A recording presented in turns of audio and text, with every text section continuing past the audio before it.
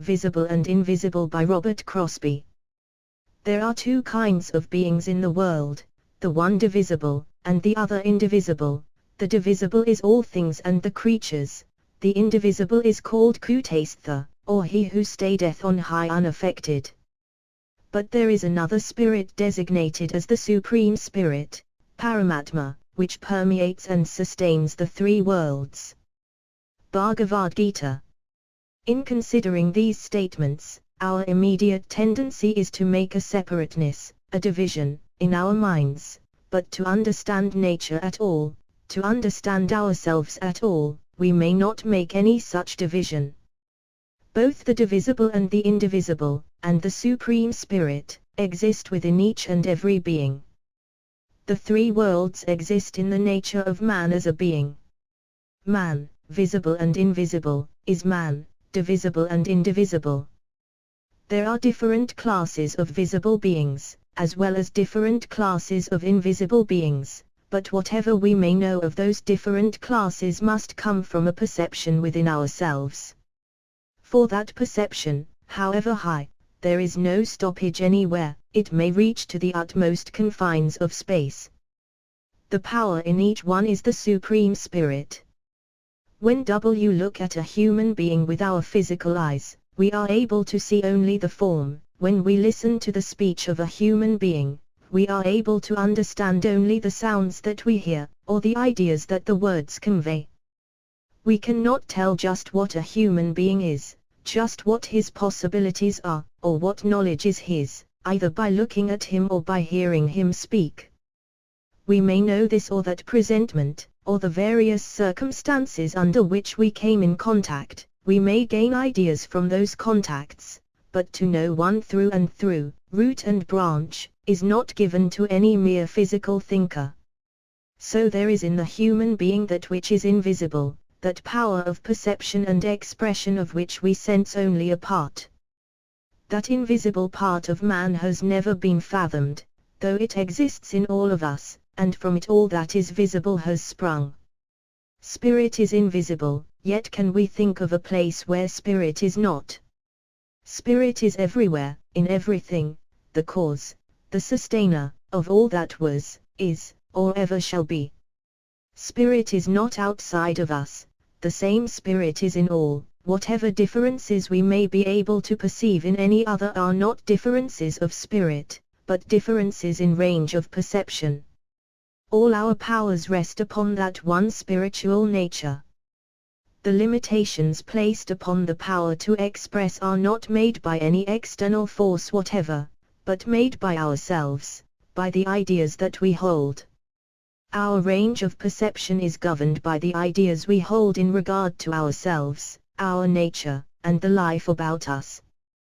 These ideas that control our physical lives and our minds are, in fact, the limitations in ourselves, yet, however varied, however high, however low they may be, their very permanency rests on the spirit itself, and every one of them springs from perceptions of spirit.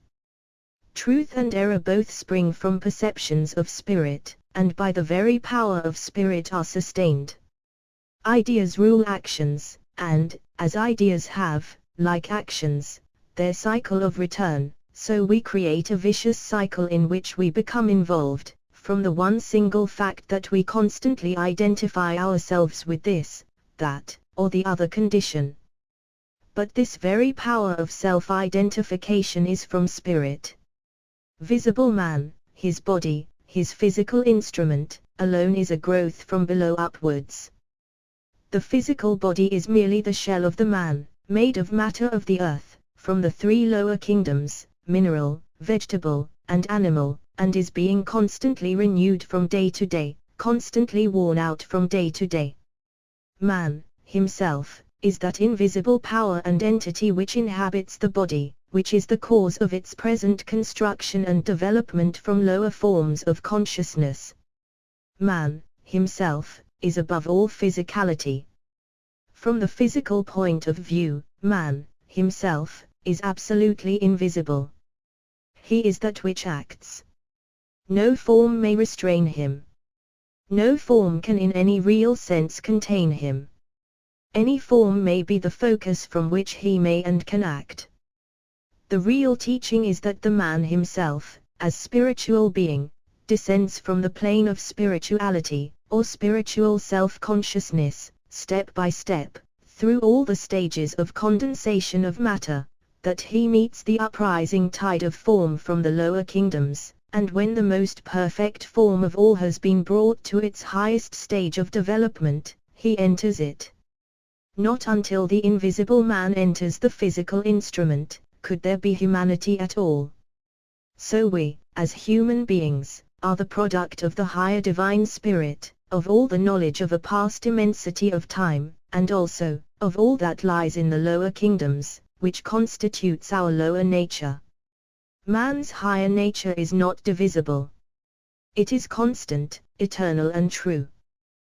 The lower nature is impermanent and changing, but the invisible man within is the one who makes the changes, who forces on the changes, and who gathers experience and knowledge through them. There is no static condition for any instrument whatever in all the kingdoms, in all the worlds and in all systems. Never ceasing motion, the power to move on, in greater and greater ranges of perception, is the birthright of every human being. We are like the one who went out from his father's house and dwelt among the swine and fed upon husks. The time must come for us to say, like the prodigal son, will arise and return to my father. I will arise and resume my own real place in nature, using all the instruments that I have. I will work to the end that all beings may share in all knowledge, that they may progress in a consecutive range of steps, ever on and upward, without the breaks and obstacles that a false conception of our nature brings about. Such is the whole object of the ancient wisdom religion, that man may resume his own birthright. No being or beings of any grade can confer upon man the knowledge that he alone can get. That knowledge is all in reserve in the invisible part of his nature, the result of every experience of all his immense past. It is right with him, although he has made his physical instrument of such a nature that it will not register what he, as the real being, the invisible man, knows. Man, the invisible being, eternally is, for him there is never for an instant cessation of consciousness. The curtain rings down on one scene to immediately rise on another. When the body is at rest, the man is still acting and thinking, in another way, in a finer form, on planes not so restricted as is the physical plane. There he has freedom. There he sees and feels and hears and speaks and acts, as he does on the physical plane, but he can be here, there or elsewhere, wherever his thought brings him. Wherever his desire is, he can move freely and unhampered by gross physical material.